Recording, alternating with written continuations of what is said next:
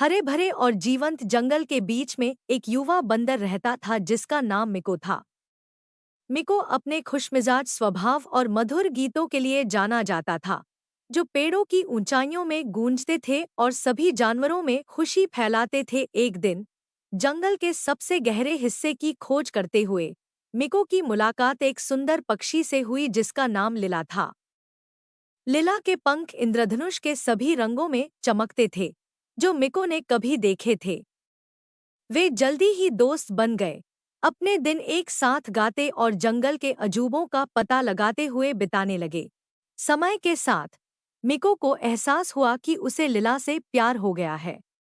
लेकिन लिला के पास एक राज था।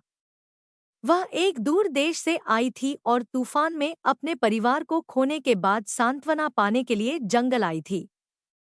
उसका दिल भारी था और मिको की कोशिशों के बावजूद वह अपने दुख को हिला नहीं सकी।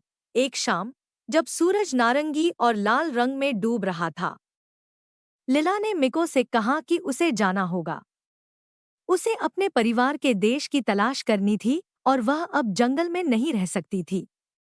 मिको का दिल उसे खोने के ख्याल से टूट गया। अपनी आंखों में आंसू लिए उसने उनका पसंदीदा गीत आखिरी बार गाया। उसकी आवाज में सारा प्यार और दुख भर गया था। लिला चली गई, मिको को अकेला जंगल में छोड़कर। उसके बिना दिन फीके और शांत हो गए और मिको के गीत दुख भरे सुरों में बदल गए जो उसके टूटे दिल को दर्शाते थे। अन्य जानवर उसकी उदासी को महसूस करते हुए उसे खुश करने की कोशिश करते रहे, लेकिन कुछ भी काम नहीं आया। कई महीने बीत गए और एक दिन जब मिको उस नदी के पास बैठा था जहां वह और लिला गाया करते थे, उसने हवा में एक परिचित धुन सुनी। यह लिला का गीत था। उसने ऊपर देखा और उसे अपनी ओर उड़ते हुए देखा।